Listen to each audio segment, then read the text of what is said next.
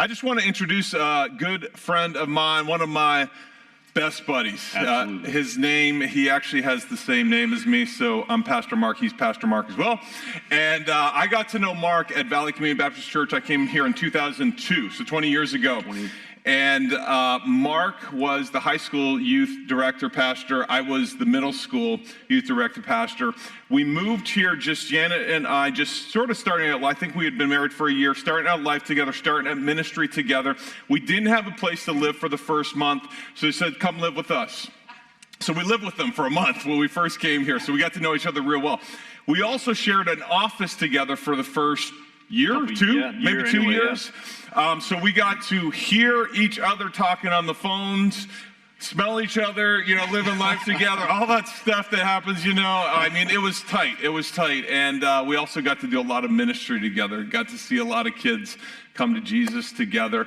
I think that, as you do life and you start out in new things, and teens pay attention to this, right? You learn from watching others. And I think there's so much that I learned about ministry from watching Mark in those tight-knit things and doing things together. But man, he loves Jesus. He's the real deal. We talk about family. He's the real deal in everything that he does. And so I'm just excited to hear from him today and let the Lord minister to us today through him. Love you, brother. Well, yeah, good morning. It is so good to be together, and I'm here with my family. I'm going to ask them to stand, if you would. So my wife, Ruth, my oldest, Hannah. She's 18, figuring out college. My son, Noah, is 16 with the Simsbury High School football sweatshirt on. My daughter, Willow, is 12. My youngest, Asher, is 9. 4 and no more. That sounds good to me. You guys can be seated. And so, yeah, I subscribe to that. Anyways, it is so good to be with you. And as Mark said, I grew up in this area. I grew up in Simsbury. I lived here pretty much till the time I was 29 when we left to go to West Virginia for a short stint. I went to the master's school. My parents taught there for 30 some odd years. And so it is such a treat to be back here and to be with you and to see some familiar faces and just to be able to share God's word with you this morning. We moved in 2006 to New Hampshire. I've been on staff as one of the pastors at the First Congregational Church since 2010. And just love ministry up there. We're in a great church, Bible-believing church, and it's just such a joy to be a part of that. And it's a joy to be here with you today. So I came down because my wife about a month and a half ago said, "Hey, let's go to homecoming at Masters." We hadn't been back in, a long time. And so we said, okay, yeah, sure, we'll do that. So I was talking to Mark at some point. We talk fairly often, and he said, "You're coming down? You want to preach for me?" I mean, you can't, as a pastor, you just can't get away for a weekend. But anyway, it is good to be here. And I want to speak, I'm going to share this morning on a topic that I hope will minister to you. I know that God is working in a big way in my life on this. We developed a sermon series called Reset, and we are actually going through that as a church right now. And this came out of a time in my life earlier this spring that was really challenging, and I want to share with you a little bit about that. So as I said, I'm a father of 4. In terms of busyness of life, that may say it all. Each of our kids are involved in a different sport. They do music lessons and on and on. I'm a pastor. Every Sunday comes 7 days later. And I don't know if you knew that, but it is true. And it's busy in between. So there's counseling that goes on. There's always the next event that we're planning for. So life and ministry is busy. My wife, Ruth, is a nurse. She's been a nurse for the last 11 years up in our area. And she's also in nurse practitioner school right now. So and what that looks like is, 3 days of clinicals every week. She works 1 or 2 days. She manages our home life as well. And so when she's busy, I'm even more busy because it means, helping out with schedules and all that stuff with the kids. And then a year ago, I built a garage. That's something that I enjoy to do. I built our home 16 years ago. Built a garage this last year finally.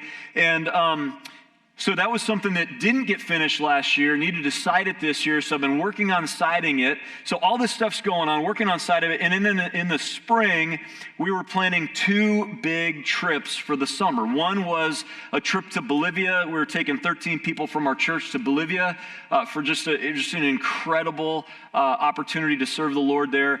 And then we were also planning an out west trip for 3 weeks. We planned those 4 days apart. Why in the world we planned 2 huge trips 4 days apart, I will never tell you. But all I can tell you is this.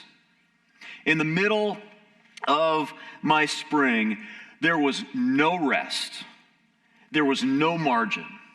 And there was no rhythm.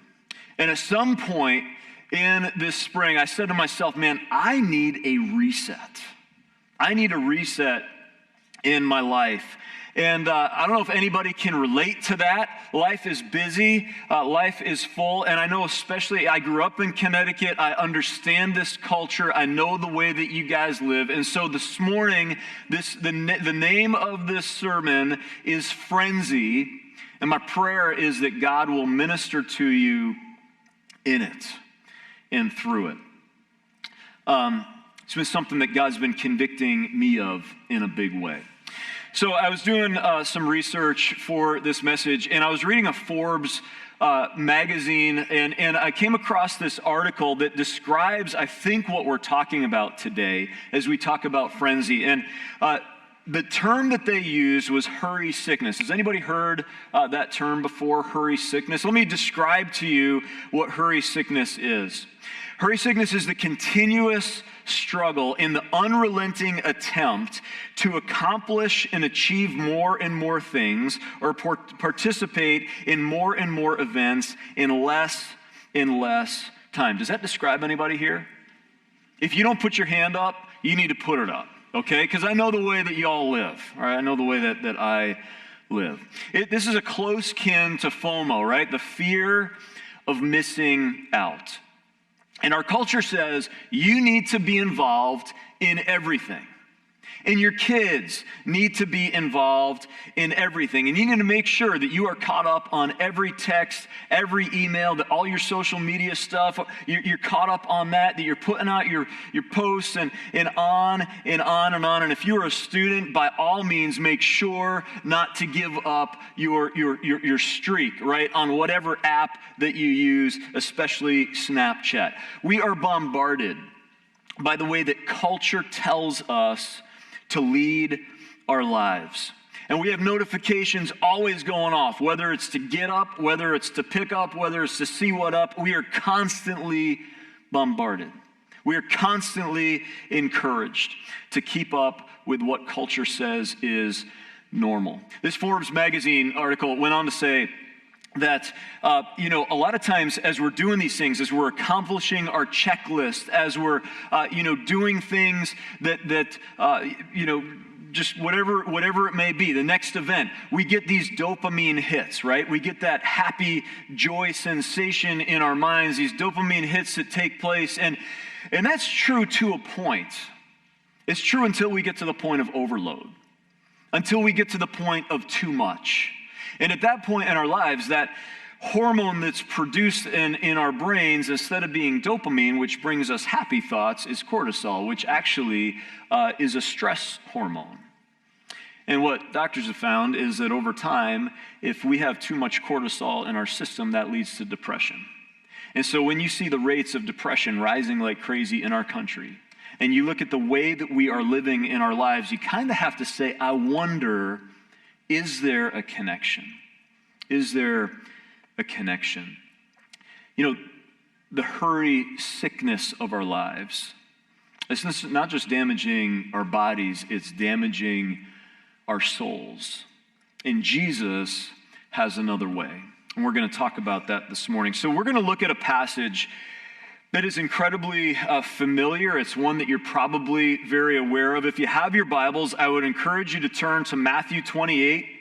This is verses 28 to 30. Matthew 28, verses 28 to 30.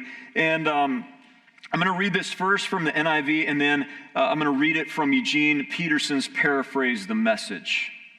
So Jesus says this: he says in Matthew 11, verse 28, he says, "Come to me, all you who are weary and burdened, and I will give you rest. Take my yoke upon you and learn from me, for I am gentle and humble in heart, and you will find rest for your souls." That's a promise. "For my yoke is easy, and my burden is light." Eugene Peterson paraphrases it this way. He says, "Are you tired, worn out, burned out on religion? Come to me, get away with me, and you'll recover your life. I'll show you how to take a real rest. Walk with me and work with me. Watch how I do it. Learn the unforced rhythms of grace. I won't lay anything heavy or ill-fitting on you. Keep company with me, and you'll learn to live freely and lightly." Man, I love that.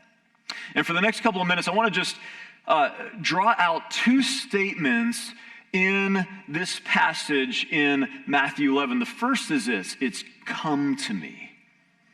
And that's an invitation. That's an invitation to each one of us. Come to me. And that invitation is juxtaposed to the invitation of the world. See, the world has a specific invitation, and Jesus has a very different invitation. He says, "Come to me." See, the world says, faster, more, don't miss out, you need this. Jesus says, slower, less. It's okay to miss out. What you really need is me. The world says that X, Y, or Z will fill you up. Jesus says, you won't find fullness until you come to me. You know, the world tells us that our value is measured by how much we produce, right? How much we do or how much we have. Jesus says that your fullness, your identity, your value is found in who he says you are. We know the way of Jesus is right. But man, we continue to buy into this invitation from the world. We continue to look at Facebook, right, for what life should be about, or keeping up with the Joneses, or on and on and on, instead of taking on this way of Jesus. And he comes to us and he says, please stop. Stop. I'm going to teach you a different way. Second thing in this passage, the phrase that I want to point out is "take my yoke upon you." And you're probably familiar with that phrase, yoke, right? What a yoke is. So up in New Hampshire, we have a number of fairs that go on. This is fair season. Anytime you go to a fair, you'll see these animals who are walking harnessed together in their yoke. That's what a yoke is. It's a harness that's put around a neck to carry a load, right? And so these animals will do that to pull a heavy load. And our lives are full of heavy loads, whether that be challenging physical or mental illness situations that you have going on in your life. That is a heavy load. Maybe it's the challenge of your kids or the stresses at work, or maybe it's challenging relationships.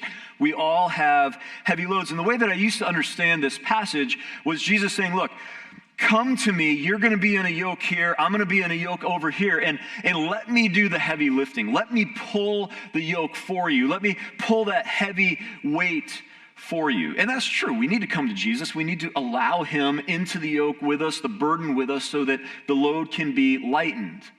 But as I've studied this passage, I've understood it in a new way. It's not just about letting Jesus carry the load for us, but it's allowing him to teach us how to carry the load. How do we go about shouldering this load of life? How did Jesus do that? What were the rhythms that he had in his life as he went through challenging things? How do we carry that load? A yoke, the yoke of Jesus, is simply his way of life. So what were his rhythms? How did he handle invitations? How did he handle opportunities? How did he go about doing life? Jesus said that he would show us how to find rest if we simply look to him in the way that he navigated and led his life. So how did he do that? That's what we're going to look at this morning. You have, I think, some sermon notes when you came in. You can follow along if you would like to. But we're going to look at just 3 areas, 3 ways that Jesus led his life. I'm sure we could talk about a lot more, but these are 3 that I see in the life of Christ that I think can be really meaningful for us today. And the first thing is this: as we are invited into this place of rest that Jesus offers us, first, we need to give ourselves to solitude and to prayer. Give ourselves to solitude and to prayer. At the end of John's gospel, there's this verse that has always stood out to me. I don't know if you've ever thought about this, but in the very end of John's gospel, it says, Jesus did many other things as well. And if every one of them were written down, I suppose that even the whole world would not have room for the books that would be written. You ever thought about that? Like, Jesus did so much more than is even ever captured in Scripture. And if you think your life is stressful, man, it doesn't hold a candle to the life of Jesus. You think about the last 3 years of ministry that Jesus led and all that he did. I mean, he's on a regular basis, he's out there teaching, he's out there preaching, he's healing, he's making the blind see and the deaf hear and the lame walk. And then he's got the crowds who are constantly after him, constantly looking for a sign. And not only that, towards the end of his life, the Pharisees are trying to, hunt him down and kill him. You think your life is stressful. Christ's life was full of even more stressors. And yet in the midst of that, he found time on a regular basis, this was his rhythm, to pull away, to be with his heavenly Father in solitude and in prayer. There's this really interesting scenario that plays out in the feeding of the 5,000 when Jesus fed 5,000 men plus women and children. And it begins in Matthew 14 with these words. It says, when Jesus heard what had happened, he withdrew by boat privately to a solitary place. So what had happened? Well, earlier that day, he found out that his cousin and his friend, John the Baptist, had been beheaded. And can you imagine that? You find out your cousin, your friend, has been killed. I mean, what type of a place are you in? I'm sure that Jesus' heart was in a place of grief. He was in a place he was just crushed. And so he withdrew. He got away privately to spend some time into the presence of God, to be refilled, to be comforted, to be encouraged, to be built back up. And that time of solitude didn't last very long for Jesus, because the crowds found out where he were and they chased him down. And so Jesus goes from this place of being built up by the Lord in his place of grief. Crowds chase him down, and now he's into ministry mode. So he's healing, he's caring for them. He's making the lame blind, the lame walk, the blind see, and on and on and on. He's caring for them. And then the end of the day comes, and his disciples say, Jesus, you need to send them away. And Jesus says, no, we need to feed them before they go. So he feeds the 5,000, and plus men, plus women and children. It was a busy day for Jesus. And so how does his day end? It says this a little later in that chapter in Matthew. It says, immediately Jesus made his disciples get into the boat and go on ahead of him to the other side of the lake while he dismissed the crowds. And after he dismissed them, he went up on a mountainside by himself to pray. The day began in the presence of God, to be filled up, to be comforted, to be encouraged. It ended in the presence of God, to be refreshed and to be ministered to. And Jesus drew strength, he drew peace. He drew encouragement and contentment and joy and perseverance and guidance. All of these things from being in the presence of his heavenly Father. And man, if the Son of God needs that, how much more do we? Regular rhythm in our lives. I have a friend up in New Hampshire, and I visited him the other day. His beautiful house, garage for his stuff. He's got another shed for other stuff. And then he's got like this tiny little building on his property. And so I asked him, it was the first time I'd been there, I said, man, tell me about this. What is this building? You know, just this random building on his property. He said, oh, that building. He said, that's my favorite place and my dad's favorite place to go. So we'll show it to me. So we walk in, again, probably 8 by 10. You walk in, and there's a wood stove, there's a chair, there's a little side table, and there's a Bible. That's where I meet with the Lord, he said. Now look, you don't have to have a man cave. You don't have to have a prayer closet to meet with God, but what you do need is time. And you say, well, Mark, that's what I don't have. I don't have time. And I would argue with you, okay? Because Jesus, you look at the fullness of his schedule, he made time to get away, to be in the presence of his Father, to have solitude, to have time of prayer, to have time of refreshing. And I just wonder, what if we were to take like 20 minutes? What if we shut off Netflix?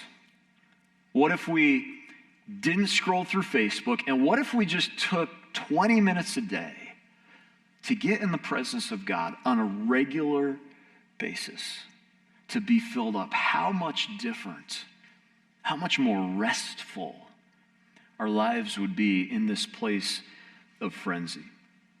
Second thing that Jesus, rhythm of Jesus is this. He learned to say no to what is good, to say yes to what is best. And this pattern, this rhythm of being in the presence of God, it continued. And in Mark 1, it had been another incredibly full day of ministry. He's healing people. It said that the crowds were literally banging on his door. You can read it in Mark 1. Crowds banging on the door of the house that he's staying to minister and care for people. So he's had another incredibly full day of ministry. He gets to the end of that day of ministry, and Scripture tells us this. Very early in the morning, while it was still dark, Jesus got up, left the house, went off to a solitary place where he prayed. And Simon and his companions went to look for him, and when they found him, they exclaimed, "Everyone is looking for you." So it had been an incredibly full day of ministry. Jesus has healed, touched many, many lives, but he hadn't finished the work. He wasn't done. And his disciples are saying, all right, Jesus, it's day 2. Let's get back to work. Let's do what we need to, to finish the job. And listen to his response. It blows my mind. He says this: let us go somewhere else. Well, let's go somewhere else to a nearby village so I can preach there also. That's why I've come. But Jesus, are you kidding me? All these people are lined up at the door. You still have work to do, Jesus. There's opportunity out there. Yeah, I understand that. We're going to go to another village. You know, there's so many times in the ministry of Jesus where we see this. We see needs placed before him. We see opportunity placed before him. And Jesus used a word that so often we choose not to use, and that word is no. You know, the truth is, every yes comes with a cost. Every yes comes with a cost. And we live in this space-time continuum, 24 hours in a day, 7 days in a week, 365 days in a year. We can't get out of that. We all have time. We are bound by time.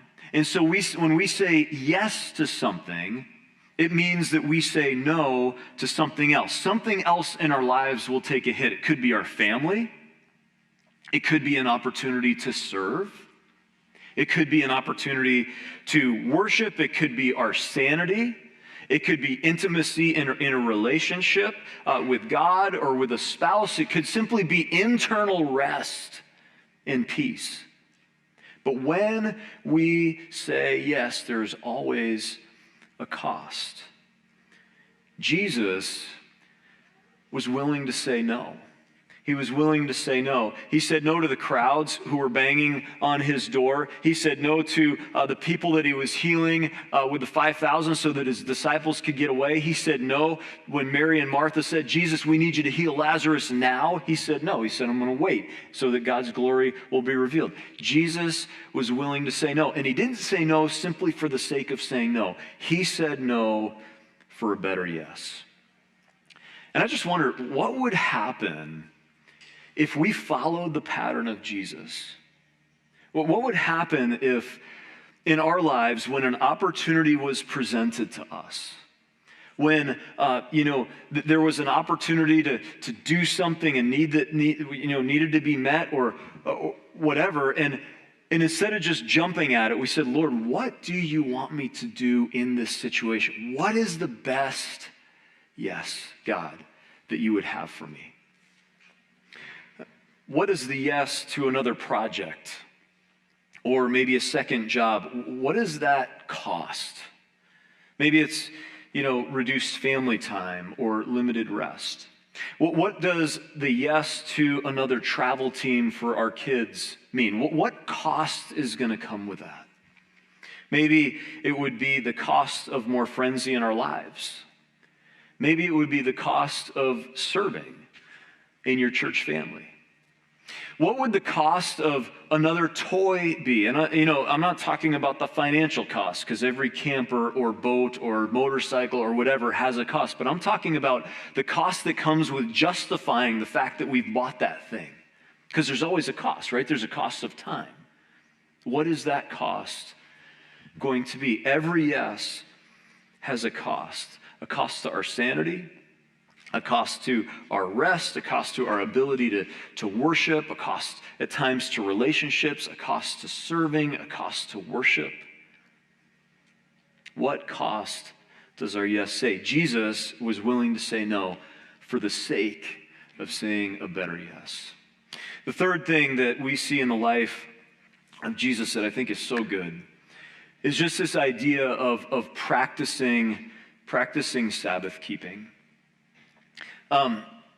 If we're going to reset the frenzy of our lives, if we're going to take this yoke, this rhythm that Jesus has given to us, this is a big part of it. Just this idea of Sabbath keeping. Sabbath is one of the greatest gifts that Jesus has, or that God has given to us.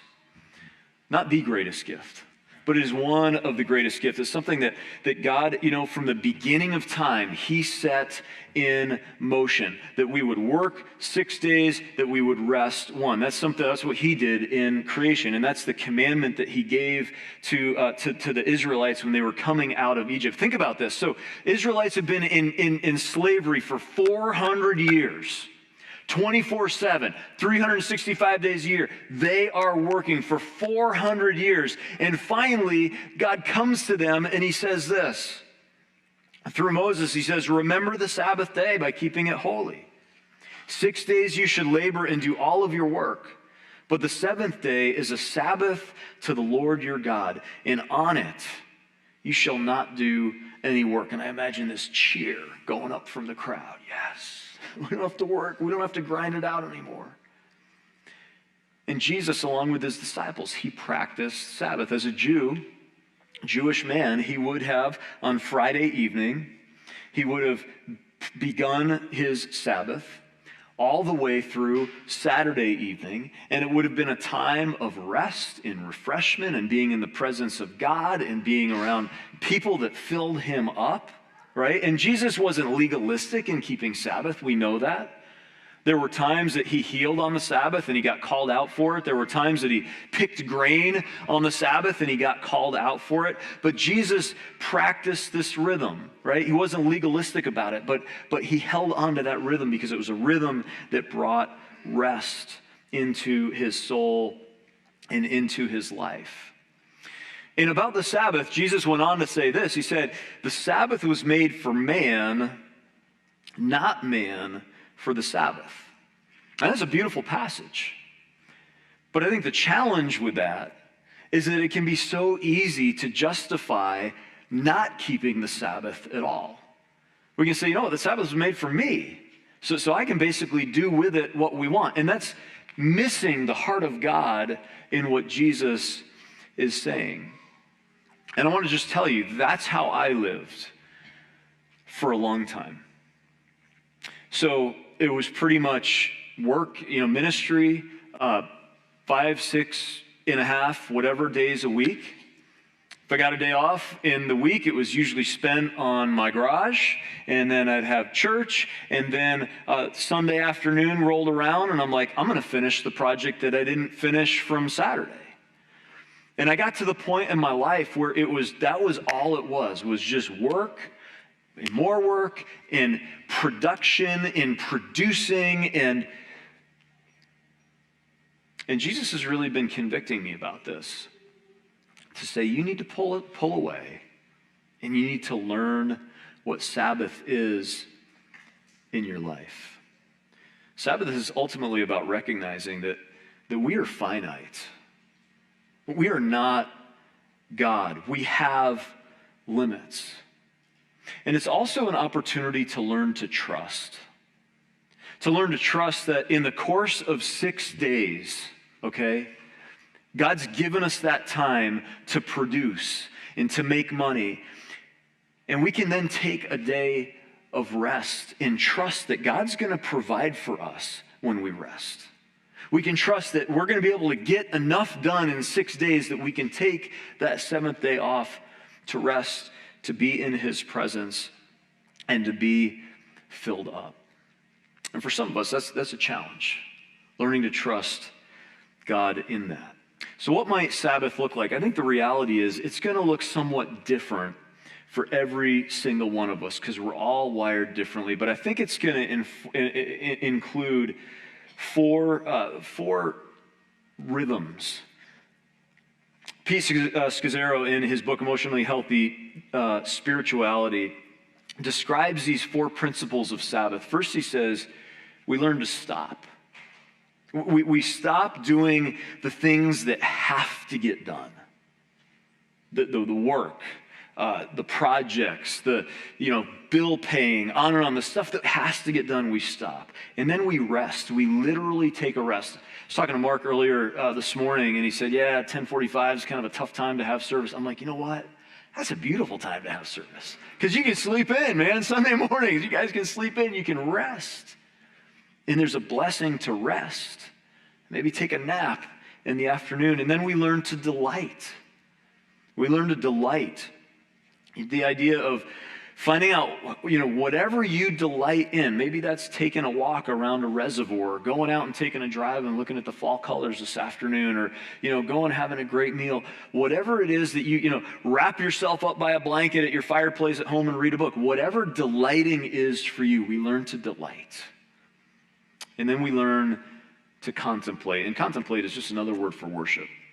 And historically in the church, it has been the people of God coming together, right? Worshiping God through hymn and song and fellowship. So those 4 things, stopping, resting, delighting, and worshiping, that's Sabbath. And man, that is life-giving to the soul. Jesus said this, he said, "Come to me, all you who are heavy laden, and I will give you rest. Take my yoke upon you and learn from me, for I am gentle and humble in heart, and you will find rest." It's a promise. You will find rest for your souls, for my yoke is easy and my burden is light. The rhythms of Jesus' life are radically different from the ways of the world, and he has put that invitation out to us. We are the church. We are to look different than the world. I want to finish just with this story. Some of you are familiar with the name Les Paul. Some of you are not, but Les Paul was like instrumental in the music industry back in the middle of the 20th century. And Les Paul was like, he was the guy who brought amplification to music. He's the guy that developed the electric guitar. You've heard of the Gibson Les Paul, that's his guitar. And Les Paul, at the age of 30, got in a really bad car accident. And he was driving along, slid on ice, went through a guardrail, went down a 20-foot cliff or something, smashed up his car. He shattered his arm, and his wife shattered her pelvis. And Les Paul loved music, loved guitar, and the doctors said to him, Les, here's the deal. You're probably not going to be able to play the guitar again. And he wasn't going to have it. And so Les Paul found a doctor who would allow him to play guitar again. But what it meant was this. It meant that his arm had to be set at a 90-degree angle, thumb pointed in, okay? And that's how it healed. And for the rest of his life, Les Paul could not straighten his arm. But you know what? He could play his guitar. He could do the thing that he loved and became an incredible guitarist. Here's the deal. When we want to embrace things in our lives, sometimes it takes a radical reset. And sometimes it means that there will be pain in order to do the things that we want us to do. But if we want to truly embrace rest in our lives, just like Les Paul wanted to play his guitar, he did what it took, right, to fulfill that. And it's true in our lives as well. Jesus said, "Come to me, and I will give you rest."